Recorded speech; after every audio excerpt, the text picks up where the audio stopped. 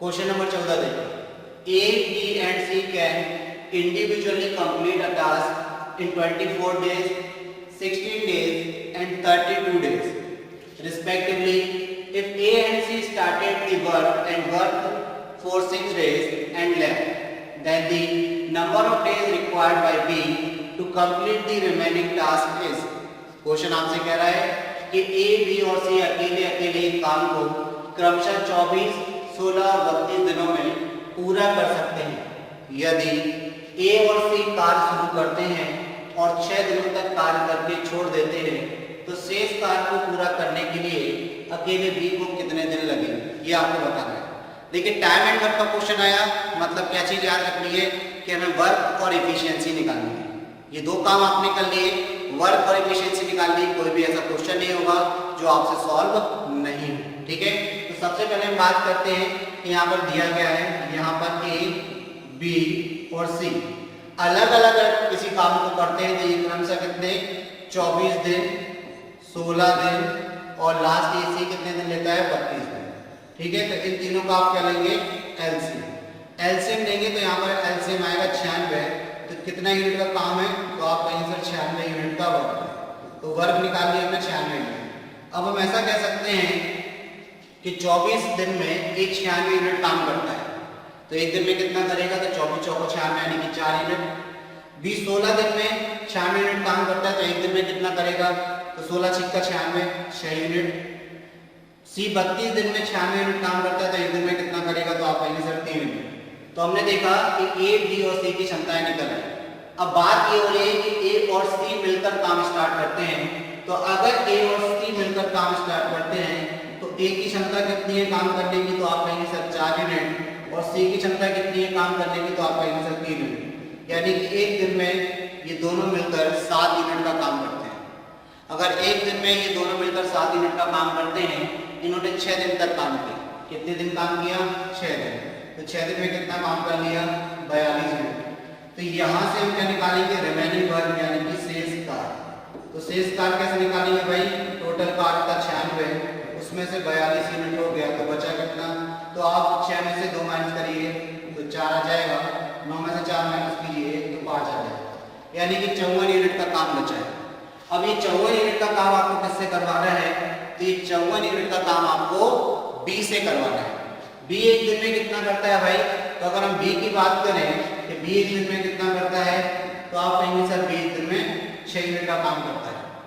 तो 54 यूनिट करने में कितना दिन लेगा, तो दिन कैसे निकालते हैं, तो आप कहेंगे सर दिन निकालने के लिए जो कार्य है उसको जिस व्यक्ति से करवाना है उसकी क्षमता से भाग लगा दीजिए, तो 6 9 54 यानी कि 9 दिन में जो शेष कार्य है वो भी कंप्लीट कर लेगा, तो आपका आंसर कितना निकल आएगा, आंसर 9 निकल कर आ जाएगा। तो ये जो आपका क्वेश्चन नंबर 14 था इसका आंसर क्या आया 9, तो 9 किस ऑप्शन में दिया है, ऑप्शन ए में दिया है, तो ऑप्शन ए आपका आंसर हो गया। आई होप बात आपको समझ में आ गई, क्लियर है। चलिए तो आगे बढ़ते हैं क्वेश्चन नंबर 15 की तरफ। क्वेश्चन नंबर 15 देखिए, the following table shows the imports and export in crore यानी कि करोड़ में दिया हुआ है of a country over 4 years from 2016 to 2019। यहाँ पर क्वेश्चन लिखा है कि निम्नलिखित तालिका 4 वर्षों में 2016 से 2019 तक के दौरान एक देश के आयात और निर्यात करोड़ रुपए में को दर्शाती है, ठीक है, करोड़ रुपए में दर्शाती है। मतलब एक कंपनी क्या करती है 2016 में इंपोर्ट और एक्सपोर्ट, इंपोर्ट मतलब आयात और एक्सपोर्ट मतलब निर्यात। तो इंपोर्ट करती है अगर 125 करोड़ का, तो एक्सपोर्ट कितना करती है 130 करोड़ का। इसी प्रकार यहाँ पर इंपोर्ट 145 कर रही है और यहाँ पर एक्सपोर्ट 150। 2018 में 165 इंपोर्ट कर रही है, एक्सपोर्ट 175 कर रही है। 2019 में 188 इंपोर्ट कर रही है और 200 एक्सपोर्ट कर रही है, करोड़ रुपए, ठीक है ना। तो इन्होंने आपसे क्या पूछा है, the average trade balance in crore rupees is, औसत व्यापार संतुलन ट्रेड बैलेंस करोड़ रुपए में कितना है। औसत व्यापार संतुलन से मतलब क्या है कि इंपोर्ट और एक्सपोर्ट का जो डिफरेंस है वो हर साल कितना रहा उसका आपको एवरेज बताना है, ठीक है। तो अगर आप देखें कि 125 करोड़ का यहाँ पर क्या हुआ, इंपोर्ट हुआ, और एक्सपोर्ट कितने का हुआ, 130 का। तो यह डिफरेंस कितने का है, तो आपका आंसर 5 का। ठीक। 2017 में 145 करोड़ का क्या हुआ, इंपोर्ट हुआ, तो 150 करोड़ का क्या हुआ, एक्सपोर्ट। फिर भी कितने का डिफरेंस है, तो आपका आंसर 5 का। 2018 में 165 करोड़ का क्या हुआ, इंपोर्ट हुआ, तो 175 करोड़ का क्या हुआ, एक्सपोर्ट हुआ। डिफरेंस कितने का है, 10 का। 2019 में 188 करोड़ का क्या हुआ, इंपोर्ट हुआ, तो 200 करोड़ का क्या हुआ, एक्सपोर्ट हुआ, तो अंदर कितने का है, 12 का। यानी कि जो व्यापार संतुलन है, अगर हम उसकी बात करें, इंपोर्ट और डिफरेंस है, वो 2016 में 5 करोड़ का था, 2017 में 5 करोड़ का था, 2018 में 10 करोड़ का डिफरेंस था, और 2019 में 12 करोड़ का डिफरेंस था। तो इनका एवरेज आपको निकालना है, तो आप क्या करेंगे, 5 + 5 + 10 + 12 बटे में कितना, कितने साल की बात हो रही है, 4 साल। तो एवरेज आ जाएगा यहाँ पर, तो 5 × 5 = 10 20 कितना हो जाएगा, 5 × 10 20, और ये 32, और 32 को किससे बाहर लगा देंगे, 4 से, तो आपका आंसर कितना आ जाएगा, 8। कितना आ जाएगा, 8। ठीक है। तो यानी कि इंपोर्ट और एक्सपोर्ट का जो एवरेज था, जो व्यापार संतुलन था, वो लगभग 8 करोड़ का था। ठीक है। तो 8 करोड़ किसमें दिया है, ऑप्शन बी में दिया है, तो ऑप्शन बी आपका इस प्रकार आंसर हो जाएगा। आई होप आपको क्लियर है बात। तो चलते हैं अगले क्वेश्चन की तरफ। क्वेश्चन नंबर 16 देखते हैं। क्वेश्चन नंबर 16 आपसे क्या कह रहे हैं, देखते हैं। क्वेश्चन नंबर 16 है, find the height of A cuboid whose volume is 330 centimeter cube and base area is 50 centimeter square। इन्होंने बोला है कि उस घनाभ की ऊंचाई कितनी है जिसका आयतन 330 घन सेंटीमीटर है तथा आधार का क्षेत्रफल 15 वर्ग सेंटीमीटर है। घनाभ की बात कर रहे हैं, देखिए घनाभ मतलब क्यूबॉइड की बात कर रहे हैं। तो अगर घनाभ की बात कर रहे हैं, तो आप जानते हैं घनाभ में लंबाई, चौड़ाई और ऊंचाई 3 चीजें होती हैं। ठीक है। तो अगर हम इसकी लंबाई, चौड़ाई, ऊंचाई को मेंशन करें, लंबाई को L, चौड़ाई को B और ऊंचाई को H बोलें, तो आप जानते हैं कि घनाभ का आयतन क्या होता है। तो अगर हम घनाभ के आयतन की बात करें, तो आप कहेंगे सर घनाभ का आयतन, घनाभ का आयतन, घनाभ का आयतन जो होता है वो L × B × H होता है। LBH होता है घनाभ का आयतन। ठीक है। और इन्होंने क्या बोला है, आधार का क्षेत्रफल। तो आधार देखिए, आधार मतलब जिस पर ये रखा हुआ है, ये आधार है, ये आधार का क्षेत्रफल। तो आधार के क्षेत्रफल की अगर बात करें, तो आधार केवल लंबाई और चौड़ाई से मिलकर बना है, यानी कि एक आयत से मिलकर बना है। तो इसके आधार का क्षेत्रफल क्या होगा, तो इसके आधार का क्षेत्रफल अगर हम बात करें, तो आप कहेंगे सर आधार का क्षेत्रफल जो है, आधार का जो क्षेत्रफल है वो L × B है। तो अब आप देखिए, आपसे ऊंचाई पूछी गई है, तो अगर आप क्या करें, आयतन में आधार के क्षेत्रफल से भाग दे दें तो ऊंचाई आ जाएगी कि नहीं। ठीक है। अगर आप आयतन में किससे भाग दे दें, आधार के क्षेत्रफल से भाग दे दें तो ऊंचाई आ जाएगी कि नहीं। तो देखिए बेटा, यहाँ पर आपको ये कितना दिया है, LBH, तो आप कहेंगे सर ये 330 सेंटीमीटर क्यूब दिया है। आधार का क्षेत्रफल कितना दिया है, तो आप कहेंगे सर 15 सेंटीमीटर स्क्वायर दिया है। तो LB की वैल्यू अगर आप यहाँ पुट कर देते हैं, तो आपको पता है LBH बराबर 330 है। LB की वैल्यू कितनी है, 15, तो H की वैल्यू कितनी आ जाएगी, तो आप कहेंगे सर 330 बटे LB हो जाएगी। और LB की वैल्यू कितनी है, तो 330 बटे 15 है। तो आप कहेंगे सर 15 दूनी 30, 15 दूनी 30, यानी कि 22 सेंटीमीटर जो है वो चाहिए। तो यहाँ से आपको कंक्लूजन दिमाग में रखना है कि जब आपको घनाभ का आयतन दिया है, उसके आधार का क्षेत्रफल दिया, ऊंचाई पूछे, तो डायरेक्ट आपको क्या करना है, फिर डायरेक्ट आपको आयतन को किससे भाग लगाना है, डायरेक्ट आपको आयतन यानी कि 330 को किससे भाग लगाना है, आधार के क्षेत्रफल से। जैसे ही आप भाग लगाएंगे तो 22 सेंटीमीटर आपका आंसर हो जाएगा। यही ऊंचाई है। क्लियर होगी बात, यही आपकी ऊंचाई है। यानी कि 22 सेंटीमीटर किस ऑप्शन में दिया है, ऑप्शन ए में दिया है। तो ऑप्शन ए आपका आंसर, ऑप्शन ए क्या होगा बेटा आपका आंसर। आई होप बात आपको समझ में आ गई होगी किस तरीके से इस क्वेश्चन को बनाना है। ठीक है, चलिए तो आगे बढ़ते हैं क्वेश्चन नंबर 17 की तरफ। क्या कह रहा है भाई क्वेश्चन नंबर 17, ये और देख लीजिए, पढ़ लीजिए इसको। क्वेश्चन नंबर 17 कह रहा है 5 cot θ = 3, find the value of 6 sin theta minus 3 cos theta upon 7 sin theta plus 3 cos theta.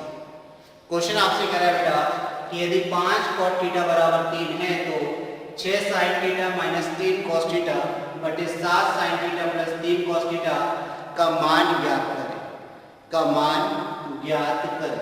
तो देखिए सबसे पहले आपको गिवन क्या है, आपको 5 cot थीटा इक्वल टू कितना दिया है 3। तो यहाँ से आप cot थीटा की वैल्यू निकालें। cot थीटा की वैल्यू क्या आएगी 3/5। अब आपने cot थीटा की वैल्यू निकाली, तो अब आप क्या करिए, जो क्वेश्चन आपसे पूछा गया है उस पूरे को आप cot में बदल दीजिए। कैसे बदलेंगे, तो देखिए आप यहाँ पर लिखा है 6 sin theta, 6 sin theta minus 3 cos theta, minus 3 cos theta upon में 7 sin थीटा, 7 sin थीटा और प्लस में 3 cos थीटा, प्लस में 3 cos थीटा। अगर इसमें से हम क्या कर लेते हैं, इसमें से हम cos थीटा कॉमन ले लें तो ये tan थीटा बन जाएगा, और अगर हम इसमें से sin थीटा कॉमन ले लें तो ये cot थीटा बन जाएगा। तो ऊपर से आपने sin थीटा कॉमन ले लेना है, तो ऊपर से sin थीटा आपने कॉमन लिया तो ये कितना बचा 6 माइनस 3, यहाँ पर हो जाएगा ये cos theta upon sin theta. ठीक है, तो आपने कॉमन ले लिया। इसी प्रकार आपको नीचे से भी कॉमन ले लेना है भाई sin थीटा। sin थीटा आपने कॉमन लिया तो यहाँ पर कितना बचेगा 7 प्लस में 3 cos थीटा और अपॉन में कितना, तो आप कहेंगे sir sin theta, cos theta upon में कितना sin थीटा। ठीक, अब देखिए cos theta upon sin theta क्या होता है, cot थीटा होता है। तो यहाँ से आपको वैल्यू मिल जाएगी किस तरीके से, देखिए sin से तो sin पहले कैंसिल हो गया, ये तो उड़ गया। अब आपके पास क्या बचा, तो आप कहेंगे सर ये बचा 6 माइनस 3 cot थीटा, ये कितना बचा 6 माइनस 3 cot थीटा और नीचे 7 प्लस 3 cot थीटा, ये आपके पास वैल्यू आ गई। अब 6 माइनस 3 cot थीटा की वैल्यू कितनी है, तो cot थीटा की वैल्यू 3/5, cot थीटा की वैल्यू कितनी है 3/5 है। तो ये 3/5 दोनों जगह आप पुट कर दीजिए, तो ये आपका 3/5 आ जाएगा। नीचे भी क्या हो जाएगा 7 प्लस 3 इंटू 3/5 हो जाएगा। ठीक है, अब आप देखिए ऊपर आपका आएगा 6 माइनस 9 और बटे में कितना 5। ठीक है, और नीचे आपका आएगा 7 प्लस 9 बटे में कितना 5। एलसीएम लेंगे तो 6 पंचे 30 माइनस 9 तो 21 बटे कितना हो गया, नीचे 5 हो गया। इधर कितना हो जाएगा 7 पंजे 35 और 9, तो आप कहेंगे सर 44, तो 44 बटे कितना हो गया 5 हो गया। 5 से 5 कैंसिल, ऊपर 21 नीचे कितना 44, तो 21 बटे 44 44 ये आपका आंसर। पूरे स्टेप से बताया, इसलिए थोड़ा सा आपको लग रहा होगा कि बड़ा है लेकिन क्वेश्चन कहीं से बड़ा नहीं है। हर एक स्टेप को सॉल्व किया नहीं तो 2 सेकंड में ही क्वेश्चन सॉल्व हो जाता है। क्लियर होगी बात आपको, लेकिन हर एक चीज समझना है, हर एक का स्टेप समझना है, क्योंकि बहुत से बच्चे ऐसे होते हैं जो अभी इनिशियल स्टेज पर है, जो बिल्कुल शुरुआत कर रहे हैं, तो उनके लिए हमें हर एक चीज बतानी है और आपको भी समझना है साथ में कि भाई कहीं गलती की गुंजाइश न रहे तो कैसे ये चीजें बनती है। ठीक है, तो 21 बटे 44 किस ऑप्शन में दिया है आपको, तो ऑप्शन डी में दिया हुआ है, तो ऑप्शन डी आपका आंसर हो गया। ऑप्शन डी क्या हो गया बेटा आपका आंसर। आई होप बात आप तक पहुंच गई। चलिए तो आगे बात करते हैं क्वेश्चन नंबर 18। देखिए क्वेश्चन नंबर 18 आपसे क्या कह रहा है, देखिए इन्होंने बोला x, y and z are 3 numbers such that x plus y is equal to 13, y plus z is equal to 15, z plus x is equal to 16, then the value of xy plus xz upon xyz is। Question आपसे कह रहा है यदि x, y एवं z तीन संख्याएं इस प्रकार हैं कि x plus y बराबर 13, y plus z बराबर 15 और z plus x बराबर 16 है, तो आपको xy plus xz upon xyz का मान बताना है। ये आपका क्वेश्चन किस तरीके से करेंगे, देखिए तो जब भी आपके पास दो टर्म में 3 इक्वेशन हो xy yz zx, तो हमेशा याद रखना दिमाग में इन तीनों को तुरंत से जोड़ दीजिए। जोड़ देंगे तो आपको x plus y plus z का मान मिल जाएगा। ठीक, x plus y plus z का मान मिल जाएगा। पहली इक्वेशन को माइनस करेंगे z मिल जाएगा, दूसरी इक्वेशन को माइनस करेंगे x मिल जाएगा और तीसरी इक्वेशन को उस इक्वेशन में से माइनस करेंगे तो आपको y की वैल्यू मिल जाएगी। ठीक है, और वो वैल्यूज आप यहाँ पुट कर सकते हैं। अब सबसे पहले क्वेश्चन को थोड़ा इजी करिए, जो चीज आपसे पूछी गई है। तो तो सबसे पहले देखिए आपको दिया क्या है, पहले उस पर चर्चा कर लेते हैं। यहाँ पर x प्लस वाई कितना दिया है, तो आप कहेंगे सर 13 दिया है, 13 दिया है। अगर हम बोले कि y प्लस जेड कितना दिया है, तो आप कहेंगे सर y प्लस जेड हमको 15 दिया है। फिर आपसे पूछा जाए कि z प्लस x कितना दिया है, तो z प्लस x आपको 16 दिया है। 13, 15 और 16। अब इन तीनों इक्वेशन को अगर आप ऐड कर दें तो 2 बार x 2 बार y 2 बार z आएगा, तो 2 हमने कॉमन ले लिया, तो x plus y plus z, ठीक है, 2 हमने कॉमन ले लिया। अब देखिए यहाँ पर क्या बनेगा, 5 और 3 8 6 14 की 4, 5 से में कितना 1, तो ये हो गया 44। ये 2 से कट जाएगा 44 कितने बार, 22 बार। तो आपको यहाँ से वैल्यू क्या मिल जाएगी, आपको x plus y plus z कितना मिल गया, 22 मिल गया, ठीक है। x plus y plus z आपको कितना मिल गया, 22 मिल गया। अब आप इसके माध्यम से बहुत आसानी से वैल्यूज निकाल सकते हैं, लेकिन जो चीज पूछी गई है पहले थोड़ा सा उसको इजी कर लो। आपको पूछा गया है x y plus x z upon x y z. ऊपर और नीचे थोड़ा सा देखिए, x कॉमन आ रहा है ऊपर से, ऊपर से अगर x कॉमन ले लोगे आप, तो ये बचेगा आपका y प्लस जेड और अपॉन में कितना x वाई जेड, तो x से x कैंसिल, तो y प्लस जेड अपॉन में कितना y जेड। यानी कि आपने क्वेश्चन को थोड़ा सिंप्लीफाई कर लिया। आपको केवल y और z की वैल्यू चाहिए। आपको किसकी वैल्यू चाहिए, y और z की वैल्यू चाहिए। अब y और z की वैल्यू कैसे निकालेंगे, तो देखिए x plus y plus z आपके पास कितना है, 22 है। अगर y की वैल्यू चाहिए तो x और z माइनस करना पड़ेगा। x और z की वैल्यू कितनी है, तो x और z की वैल्यू 16 है। तो अगर आप इसमें से 16 माइनस करेंगे तो y की वैल्यू कितनी आ गई, तो आप कहेंगे सर 6, ठीक है। 22 में से आपने 16 माइनस किया, यानी कि x और z को माइनस कर दिया, तो y की वैल्यू कितनी आ गई, 6 आ गई। क्लियर। अब देखिए हमें क्या निकालना है, इसके अलावा z निकालना है। अब z की वैल्यू चाहिए तो x और y को माइनस कर दीजिए। x और y की वैल्यू कितनी है, 13, तो 22 में से 13 माइनस करेंगे तो z की वैल्यू कितनी आ जाएगी, तो आप कहेंगे सर 9। देखिए हमने y की वैल्यू भी निकाल ली और z की वैल्यू भी निकाल ली। अब अगर ये दोनों वैल्यूज हम पुट कर दें जो हमसे पूछा गया है उसमें, तो हमारा आंसर आ जाएगा।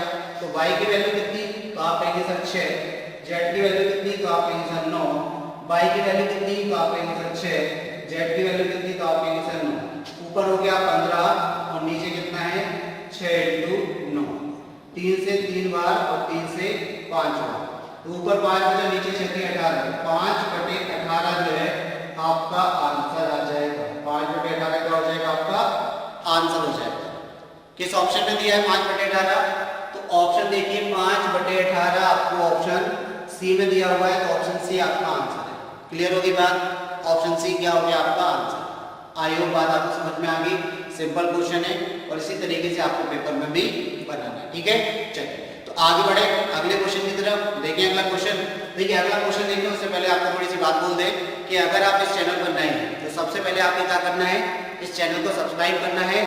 ज़्यादा से ज़्यादा लोगों तक इस चैनल को पहुंचाना है, तो ज़्यादा से ज़्यादा इसको आप शेयर करें और लाइक करना तो बिल्कुल भी ना भूलें, ठीक है। लाइक आपने किया नहीं तो समझ लेना फिर, है ना, लाइक जरूर करना है। तो लाइक शेयर और सब्सक्राइब करते रहे और फायदा खुद भी ले और दूसरे को भी दिलाते रहे। चलिए question number 19। A train X traveling at 60 km/h overtakes another train Y 225 meter long and completely passes it in 72 seconds. If the trains had been going in opposite direction, they would have passed each other in 18 seconds. The length in meter of X and the speed in km/h of Y are respectively. इन्होंने बोला है कि 60 kilometre प्रति घंटा 60 kilometre प्रति घंटे की चाल से चलने वाली रेलगाड़ी X 225 मीटर लंबी किसी दूसरी रेलगाड़ी समान दिशा में Y को ओवरटेक करती है और 72 सेकंड में उसे पूरी तरह से पार कर लेती है, ठीक है। यदि ये रेलगाड़ियां विपरीत दिशाओं में जा रही होती हैं तो वे एक दूसरे को 18 सेकंड में पार कर जाती हैं। यदि x की लंबाई मीटर में आपको बतानी है और y की चाल किलोमीटर प्रति घंटा में आपको बतानी है क्या है, तो सबसे पहले तो आप ये समझ लें कि हमारे पास दो ट्रेनें हैं, ट्रेन फर्स्ट और ट्रेन सेकंड। ट्रेन फर्स्ट का नाम x है, ट्रेन सेकंड का नाम y। ठीक है, अब ट्रेन फर्स्ट की स्पीड आपको दी है कितनी, 60 किलोमीटर पर आवर, इसकी स्पीड दी है आपको। ठीक, इसकी स्पीड आपको फाइंड करनी है, इसकी स्पीड आपको नहीं दी है सेकंड वाली, यानी कि बाय ट्रेन की स्पीड आपको नहीं दी है, वो आपको किसमें निकालनी है, किलोमीटर पर आवर। ठीक, अब आपको क्या दी है, चलने वाली ट्रेन 225 मीटर लंबी ट्रेन को, इसकी लंबाई आपको नहीं दी है, इसकी लेंथ आपको निकालनी है कितनी है, इसकी आपको यहाँ पर स्पीड निकालनी है और इसकी आपको लेंथ निकालनी है, और दूसरी वाली ट्रेन की लेंथ आपको 225 मीटर दे रखी है। ठीक, अब इन्होंने बोला है कि जब x ट्रेन और y ट्रेन सेम डायरेक्शन में जाती है तो 72 सेकंड में x ट्रेन y ट्रेन को पार कर जाती है। तो अब आपको पता है कि दो ट्रेनें अगर समान दिशा में गतिशील हो, चलायमान हो, गतिशील हो या जा रही हो, तो उनमें सापेक्षिक गति लगती है, मतलब ज्यादा जिसकी गति है वो कम गति वाली ट्रेन को क्रॉस करती है। अब चूंकि इन्होंने बोला है कि x जो ट्रेन है वो ओवरटेक कर रही है बाइक को, इसका मतलब 60 किलोमीटर प्रति घंटा ज्यादा गति है, तो जो दूसरी ट्रेन होगी उसकी गति कम होगी, और देखिए ऑप्शन में आपको सभी में कम दिया हुआ है। ठीक है, तो पहले तो हम आपको बता रहे हैं तो ट्रेडिशनल अप्रोच से, फिर हम डायरेक्ट ऑप्शन से इस क्वेश्चन को करेंगे कि ऑप्शन से ये क्वेश्चन कितने आसानी से हो सकता है। ठीक, तो देखिए सबसे पहले हम बात करें कि अगर समान दिशा में जा रहे हैं, केस नंबर फर्स्ट, अगर हम केस नंबर फर्स्ट की बात करें कि अगर समान दिशा में जा रहे हैं तो किस स्पीड से जाएंगे, तो यहाँ पर सापेक्षिक गति होगी। दूरी कितनी तय करेंगी, तो आपको पता है जब एक ट्रेन दूसरी ट्रेन को क्रॉस करती है तो उस स्थिति में दोनों ट्रेनों की लंबाई के बराबर दूरी वो तय करती है। ठीक है, तो दोनों ट्रेनों की लंबाई के बराबर दूरी तय करती है। यहाँ पर हमने x ट्रेन की लंबाई जो हमें निकालनी है वो मान ली हमने यहाँ पर, चलिए यहाँ पर मान लिया हमने कितना l। ठीक है, और दूसरी ट्रेन की लंबाई में कितनी दी है, 225 मीटर। तो अब टोटल दूरी कितनी तय करेगी ये, l प्लस 225। ठीक है, किस चाल से तय करेंगी, तो अब सबसे पहले तो जो 60 किलोमीटर प्रति घंटा है इसको आपको मीटर पर सेकंड में बदलना पड़ेगा, इसको किसमें बदलना पड़ेगा, मीटर पर सेकंड में। तो 60 को आपको मीटर पर सेकंड में बदलना है, चलिए यहाँ पर साइड से कर लेते हैं। तो 60 को आपको 5/18 से क्या करना पड़ेगा, मल्टीप्लाई, 5/18 से क्या करना पड़ेगा, मल्टीप्लाई करना पड़ेगा। तो 6 की 18, 6 10 60, तो 50 बटे कितना हो जाएगा, 3। तो यहाँ पर पहली ट्रेन की जो चाल है वो 50/3 और समान दिशा में तो माइनस हो जाएगी। ठीक है, और दूसरी ट्रेन की चाल आप मान लीजिए, तो दूसरी ट्रेन की चाल को कितना मान ले, ऐसे मान लीजिए, चलो ऐसे हो गई स्पीड। और दूरी बटे चाल क्या होता है, समय, तो समय कितना लगा इसको, 72 सेकंड का समय लगा। तो देखिए आपकी लंबाई भी हमने मीटर में मानी है, 4 मीटर पर सेकंड में हो गई। तो यहाँ से आपके पास एक इक्वेशन बनेगी। अब उस इक्वेशन को आप देखिए किस तरीके से बनेगी, तो h का मल्टीप्लाई यहाँ कर दीजिए, तो ये इक्वेशन आपके पास बनेगी l प्लस 225 इंटू 50 इंटू 72 हो जाएगा, तो 3 से कटेगा 24 की 72, 24 पंजे 120 यानी कि 1200, ये 1200 हो जाएगा, और माइनस में कितना 72 s हो जाएगा। ठीक है, तो यहाँ से आपको एक इक्वेशन मिल जाएगी, 72 इस तरफ आ जाएगा, 225 माइनस हो जाएगा, 200 माइनस हुआ तो याद रखिए कि आपका कितना बचा, 975। तो ये आपका l प्लस 72s बराबर कितना आ गया, 975 के बराबर, एक इक्वेशन बन गई। ठीक, एक इक्वेशन बन गई। अब देखिए सेकंड केस, सेकंड केस क्या है, तो सेकंड केस को समझिए। ये बोल रहे हैं कि जब ट्रेन कैसी है, विपरीत दिशा में, x इस तरफ जा रही है और y इस तरफ जा रही है, विपरीत दिशा में जा रही है, और जब ट्रेन विपरीत दिशा में जाती है तो वो क्या करती है भाई, उनकी स्पीड सापेक्षिक गति कैसी होती है, जुड़ती है, उनकी सापेक्षिक गति होती है कैसी, जुड़ती है। तो समान दिशा में माइनस होती है और विपरीत दिशा में प्लस होती है उनकी चाल। तो यहाँ पर अगर हम बात करें तो चाल तो हमारे पास दोनों की है, दूरी कितनी है, l, तो दूरी यहाँ पे कितनी बननी भाई, तो आप कहेंगे सर यहाँ पे दूरी l प्लस 225 दूरी यही तय की गई होगी, और इस चाल से तो आप कहेंगे सर 50/3 माइनस की जगह प्लस हो जाएगा, और समय कितना लग रहा है, तो समय 18 सेकंड लग रहा है। तो अब आप मल्टीप्लाई कर दीजिए, फिर से क्रॉस मल्टीप्लाई कर दीजिए, तो l प्लस 225 और यहाँ पर ये आपका हो जाएगा, 3 से कटेगा 6, 6 पंचे 30 यानी कि 300, ये हो जाएगा 300 प्लस 18।